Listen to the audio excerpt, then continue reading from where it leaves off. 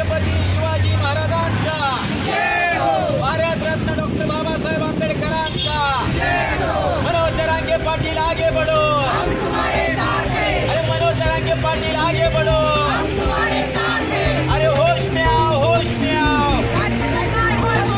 अरे होश में आओ, होश में आओ।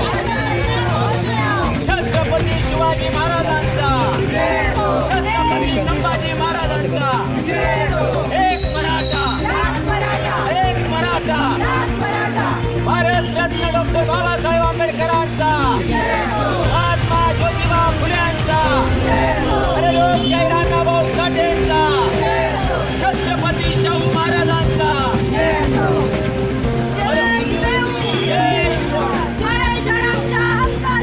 नाही कुणाच्या बापाचं, अरे नाही कुणाच्या बापाचं। पासून कित्येक दिवसांपासून आमचे बंधू जरांगे पाटील हे उपोषणाला बसलेले आहेत। आज संपूर्ण महाराष्ट्र पेटलेला आहे। तिथे शांतपणे चाललेल्या आंदोलकांवरती काही दिवसांपूर्वी पोलिसांनी लाठी हल्ला केला। त्या लाठी हल्ल्यामुळे संपूर्ण महाराष्ट्राला मराठा क्रांती मोर्चाची जी काही चळवळ आहे ती अख्ख्या महाराष्ट्राभर समजली। नाहीतर आमचे जरांगे पाटील तिथे मरून पडले असते तरी कुणाला समजलं नसतं। सरकार हे ते आंदोलन उद्ध्वस्त करायला गेले होते, परंतु त्याचा उलटाच परिणाम झाला आणि त्याच्यामुळे खऱ्या अर्थानं आज जरांगे पाटील संपूर्ण महाराष्ट्राला समजले। जरांगे पाटील यांनी राज्य सरकारला 40 दिवसांचा वेळ देऊन सुद्धा आज 47वा दिवस आहे तरी सुद्धा राज्य सरकार मराठा आरक्षणावरती तोडगा काढू शकलेलं नाही आहे। अनेक प्रकारच्या समित्या नेमल्या, वेगवेगळे अहवाल दिले। मग या समित्यांच्या आणि अहवालांचं या सरकारनं केलं काय? मग फक्त हा वेळकाढूपणा आहे हे आता संपूर्ण महाराष्ट्राला कळलेलं आहे आणि जितका तुम्ही वेळकाढूपणा कराल तेवढं हे आंदोलन जास्तीत जास्त तीव्र होत जाणार आहे। मी छत्रपती फुले शाहू आंबेडकर चळवळीतले गेली 15 वर्ष चळवळीत काम करत आहे। माझा मराठा बांधव हा माझा मोठा बंधू आहे। आज जरांगे पाटलांची मुलगी म्हणती पप्पा तुम्ही पाणी प्या। आज ह्या मंत्री आमदारांना जर 10 मिनिटे बिस्लेरी नाही दिली तर ह्यांचा जीव कासावीस होतो। मित्रांनो, आज 1 महिन्याचं उपोषण माझ्या मोठ्या भावानं जरांगे पाटलांनी धरलं होतं। त्या शरीराची अवस्था काय असेल, त्यांनाही बायको आहे, त्यांनाही लेकरं आहे, ह्याचाही विचार करण्याची मानसिकता या गेंड्याच्या कातड असणाऱ्या राजकारणी लोकांमध्ये नाही आहे मित्रांनो। आणि म्हणून त्यांची सरळ सरळ एक मागणी आहे, एका रात्री तुम्ही नोटबंदी करू शकता, एका रात्री तुम्ही एखाद्याला ईडीचं नोटीस पाठवून चोरांना अटक करू शकता, एका रात्री 370 कलम तुम्ही हटवू शकता।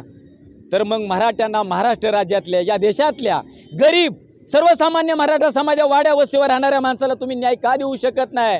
फडणवीस साहेब तुम्ही अमित शहाशी का बोलू शकत नाही? फडणवीस साहेब तुम्ही मोदी साहेबांशी का बोलू शकत नाही? कुठं घोडं आले? 105 आमदार भाजपच्या मराठा समाजाने तुम्हाला निवडून दिले, या बहुजन समाजाने निवडून दिले। एकनाथ भाई शिंदे तुम्ही जरूर निर्णय घ्या, इतिहास तुम्हाला आठवण करेल, हे जग तुमची आठवण करेल। तुम्ही मुख्यमंत्री असल्यामुळे ज्या मराठा समाजाला निर्णय भेटला ही तुमचं आम्ही कौतुक या देशामध्ये करू। अजितदादा जागे व्हा, शरद पवार साहेब तुम्ही एकत्र या, तुम्ही ज्येष्ठ नेते आहात, सर्वांना एकत्र करून मंत्रालयामध्ये बैठक घेऊन सरसकट ओबीसी समाजातून कुणबी आरक्षण पहिल्यापासून आहे, सरसकट कुणबी प्रमाणपत्र द्या। ज्याला पाहिजे ते प्रमाणपत्र घेईल, ज्याला पाहिजे ती नको घेईल। ज्याचा सर्वे करा, कोण गरीब आहे कोण मोठा आहे। अरे 10 पिढ्या बसून खाणाऱ्या मराठा समाजाला काही आता बोलतायत न्यूजवर येऊन, त्यांना आरक्षणाची गरज नसेल याच्याबद्दल मला दुमत घ्यायचं नाही आहे। पण वाड्या वस्तीवर राहणारा माझा जो मराठा बांधव आहे, 1 एकर शेतीमध्ये तो जगणार कसा, मुलांचं शिक्षण देणार कसा? अशा समाजासाठी माझा मोठा भाऊ जरांगे पाटील जो आंदोलनाला बसला आहे त्याचा माझा सक्रिय त्यांना माझा पाठिंबा राहील। माझा मोठा भाऊ छत्रपती फुले शाहू आंबेडकर चळवळीचा एक कार्यकर्ता म्हणून अनेक वर्ष सोलापूर जिल्हा पुणे जिल्ह्यामधून मी मराठा बांधवाशी मी काम करत आलेलो आहे आणि म्हणून जरांगे पाटलांना माझा सक्रिय आणि संघटनेच्या वतीनं पाठिंबा देतोय।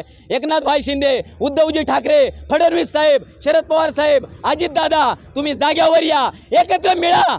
जर सत्ता स्थापन करायला तुम्ही अंतर्गत काही कुरघोडी करू शकता तर हा गरिबांना न्याय देण्यासाठी तुम्हाला एकत्र यावं लागेल। हा ताबडतोब निर्णय घ्या, हा साधा सुद्धा विषय समजू नका। माझ्या मनोज जरांगे साहेबांना, या माझ्या मोठ्या भावाला तुम्ही न्याय द्या, मराठा बांधवाला न्याय द्या, एवढ्याच या ठिकाणी मी मागणी करतो। अन्यथा त्याचे परिणाम तुम्हाला सहन करावे लागतील आणि फायदा होणार ना, कारण जर मराठ्यांना आरक्षण मिळालं तर मराठ्यांची मुलं आहेत ते खूप हुशार आहेत आणि हुशार असताना त्यांची एवढी बुद्धिमत्ता असतानाही त्यांना नोकऱ्या मिळत नाही आहेत किंवा त्यांना कॉलेजमध्ये ॲडमिशन मिळत नाही आहेत, तर मुलं नक्कीच नाराज आहे। आरक्षण मिळालं तर नक्कीच सर्वांना न्याय मिळणार आहे। आणि ह्या शिवछत्रपतींनी जे स्वराज्य स्थापन केलं, मावळ्यांनी त्यासाठी रक्त सांडवलं. आणि ह्या शोकांतिका खूप मोठी आहे की ह्या छत्रपतींच्या या राज्यामध्ये आज मावळ्यांनी एवढं हे करून जर आरक्षण मिळत नाही आहे, कुणबी सर्वच मराठा, नुसतं कुणबींना आरक्षण न मिळता सर्व मराठा समाजाला आरक्षण मिळायला पाहिजे. त्या काळातला जो मराठा समाज आहे त्याला त्या आरक्षणाचा फायदा होईल असं आपल्याला वाटते. हा नक्कीच फायदा होणार ना, कारण जर मराठ्यांना आरक्षण मिळालं तर मराठ्यांची मुलं आहेत ते खूप हुशार आहेत आणि हुशार असताना त्यांची एवढी बुद्धिमत्ता असतानाही त्यांना नोकऱ्या मिळत नाही आहेत किंवा त्यांना कॉलेजमध्ये ॲडमिशन मिळत नाही आहेत, तर मुलं नक्कीच नाराज आहे. आरक्षण मिळालं तर नक्कीच सर्वांना न्याय मिळणार आहे. आणि ह्या शिवछत्रपतींनी जे स्वराज्य स्थापन केलं, मावळ्यांनी त्यासाठी रक्त सांडवलं.